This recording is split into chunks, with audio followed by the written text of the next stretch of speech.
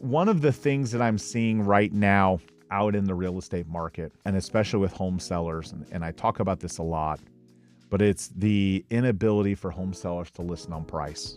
Price has never mattered more than it does right now. Home buyers are scared, okay, here. They saw what happened in the storms, saw people lose a bunch of money, saw people be underinsured. They're scared. They're scared about the economy. They're scared about interest rates. And I know, having done this for 20 years, I know the opportunity is coming, okay? The opportunity to gain and create wealth, buy investments, grow businesses, it's on the way, especially in the real estate sector. Like I said, I think it's 26 and 27. We're going to see some banner years. So I'm leveling up and preparing and putting things in place to capitalize on that. The typical home seller and even real estate agent doesn't have the vision or the experience to kind of see that. So, we struggle a lot with home sellers today who don't quite realize what you have to do to knock a buyer off the fence. If you're going to sell today, you got to look like a good deal. You got to be priced well, because if prices continue to, not go up, all right, even though we've seen a little bit of a blip recently, but a lot of neighborhoods, some better than others, a lot of neighborhoods we're seeing price depression. So if prices are dropping and you're a home seller and you start your house overpriced, there's a very good chance that you will not be able to correct, and no amount of marketing fixes a bad price. I'm a big car guy, and you can see a bad car with a bad Carfax and it's dinged up and beat up. Doesn't matter how many videos that car dealership puts out about that car.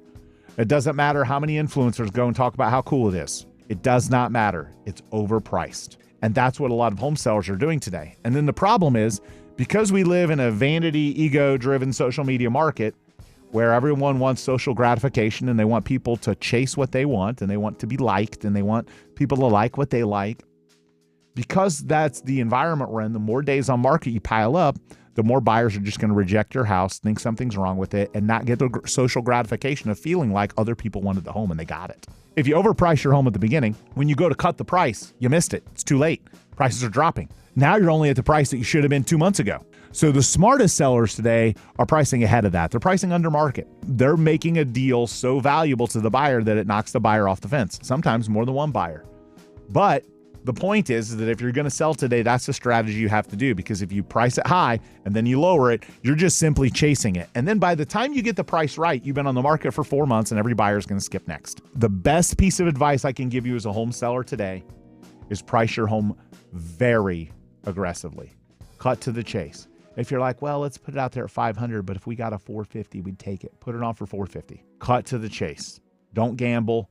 Don't overprice your house. It's going to sit on the market. It's not going to sell. Then you're going to have to lower it, and then you're going to lower it. And then guess what? By then it's too late. Now everyone's clicking next. Your best opportunity is your first few weeks on the market. If you're overpriced for the first few weeks or the first month and it doesn't move, the market has told you it's not that number. The real estate agent, even an appraiser, everyone has an opinion. The buyer, all of that doesn't matter. Your opinion of what your home is worth doesn't matter. Lose your emotional attachment to it and think like a business person and price it so that someone will buy it.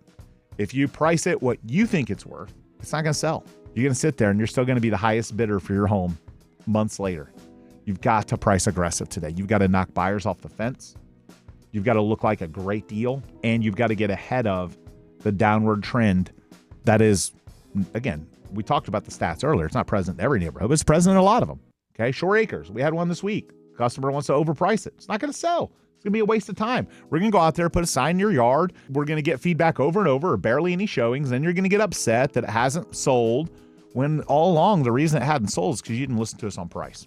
So adjust your price. If your home hasn't sold, if you're going to sell it, get to your bottom line best number instantly. Don't wait, because you can't. If you wait, you missed the opportunity to get the most number of eyes on your house, and then you're just chasing.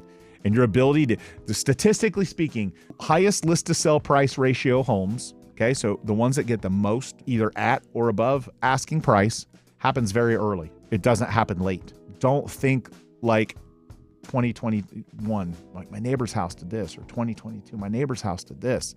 Doesn't matter anymore. That was unicorn fairy tale fantasy land. Aggressively price your home if you want to sell it.